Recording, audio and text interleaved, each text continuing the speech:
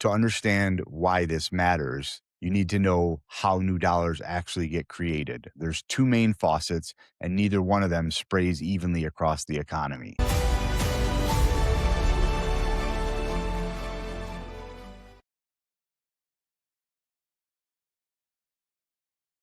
Imagine two people.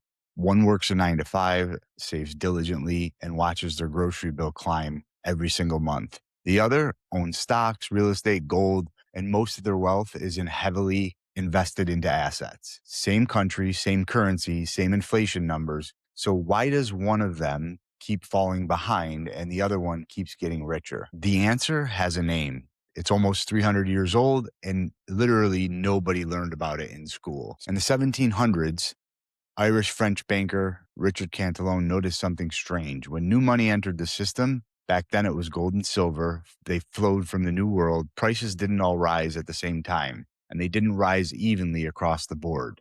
The people who got the new money first could spend it at the old prices. By the time that money worked its way down to the farmers and the laborers and the shopkeepers, prices had already gone up. Those at the end of the line, they got the same money, but it bought less. See, Cantillon had identified something that economic textbooks still mostly ignore, and that is that the order in which money enters into the economy matters as much as how much enters. But here's the critical difference between Cantillon's world and ours. In his era, money was gold and silver. The supply could only grow as fast as the miners could pull it out of the ground. So it was a slow, costly, finite process. So while the Cantillon effect still hurt those at the end of the line, the distortion eventually washed out, prices would come to an equilibrium, and the system would reset. Scarcity put a natural ceiling on how badly the early receivers could front run everyone else. Today,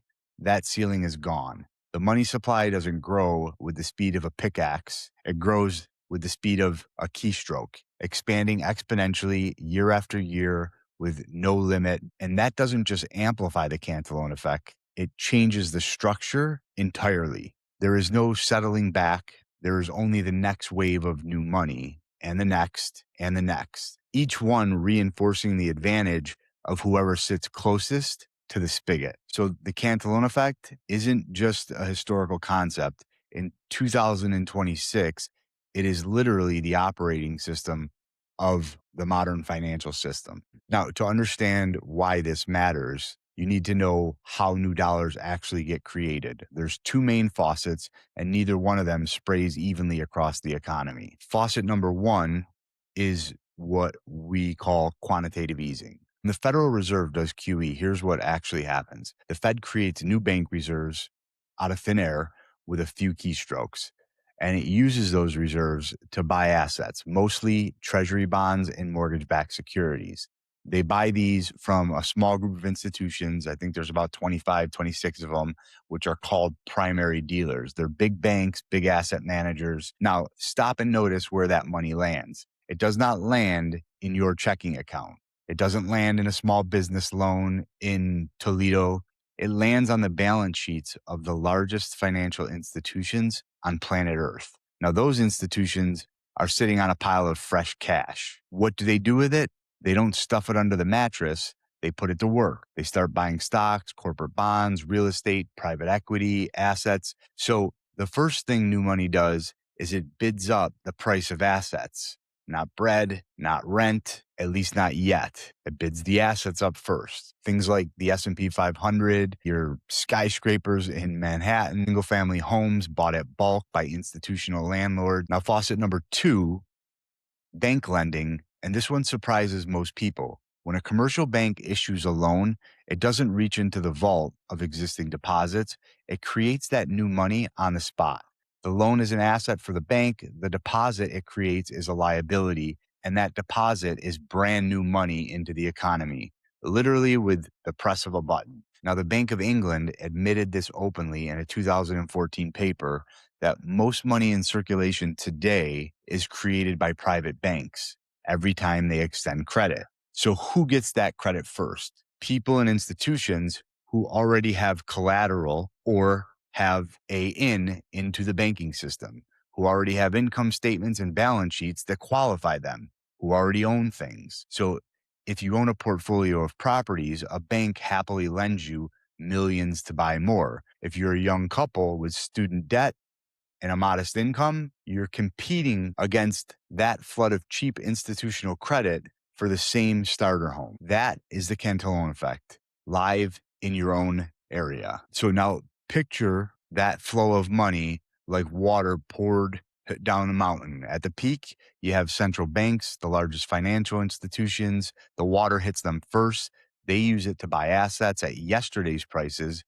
One level down, you have hedge funds, private equity, large corporations issuing debt at cheap rates to buy back their own stock and acquire competitors. The next level, you have high net worth individuals with access to bank credit, financial advisors, investment vehicles, asset prices rising, and lever into more. Then you have the upper middle class who at least own a home, have some retirement accounts. They get partial benefit from the rising asset prices, but also they feel the cost of living creep. And at the very bottom of the mountain is renters, wage earners, fixed income retirees, anyone whose primary asset is their labor or their savings account. Now, they don't own the assets that are inflated. If they are getting into them, they pay higher prices that eventually trickle down and hit higher rents, higher food, higher insurance, higher everything. So you have same currency, but a wildly different experience of that currency. Now, we've seen this today, but this is why you can have a stock market at all-time highs and a housing market that's priced out of reach for an entire generation. While record numbers of Americans say that they're living paycheck to paycheck, those aren't contradictions. They're the same phenomenon viewed from different points of the mountain. Now, this is where it gets uncomfortable for anyone who believes that our current system is the natural expression of free market capitalism. It's the exact opposite. See, a central bank is an institution with a monopoly power to create the national currency, set interest rates, and direct credit. It is not a free market idea. It is the opposite of a free market idea. A free market in money would mean competing currencies, competing standards, no single entity with the power to dilute everyone's savings by decree. This isn't a controversial historical claim. Karl Marx and Frederick Engels, the writers of the Communist Manifesto, which was published in 1848, go read it. The 10 planks they listed as steps to dismantle a capitalist nation and transition into a centrally planned one. Plank number 5 was the centralization of credit in the hands of the state by means of a national bank with state capital and exclusive monopoly. That is right from their book. Now read that again. A national bank with state capital and exclusive monopoly on credit. That is a description of essentially every modern central bank, including the Federal Reserve. So when people defend the Fed as part of American capitalism or talk bad about capitalism without understanding the Fed, they have to understand they have history backwards. Central banking was specifically identified by the architects of communism as a tool for centralizing economic power away from individuals and into the hands of the managerial elite. So whether that elite calls itself a Politburo or a board of governors is a detail. The structural function is monopoly over the money, and credit is all the same. So why is this important? What do you do with this? First, see it clearly. Once you understand the Cantillon effect, you can never look at the economy as a single thing again. With the way that our modern central bank works, there's an economy for people who own assets, and there is an economy for people who don't. The gap between them is not an accident. It's a feature of how the money is created. And you're beginning to see what they're calling a K-shaped economy get wider and wider because of the effects of what's going on. Second, remember what we established at the start. The Cantillon effect exists under any monetary system, but under a system with hard supply limits, it eventually resets. Under a system with no limits, it compounds forever. Holding pure currency in that kind of a system isn't neutral. It's literally a slow bleed. Not because you're doing anything wrong, but because the math of the system is working against you every single day by design. And third, this is the part the people at the top of the mountain figured out a long time ago. They don't hold currency. They hold things the currency can't be printed to chase.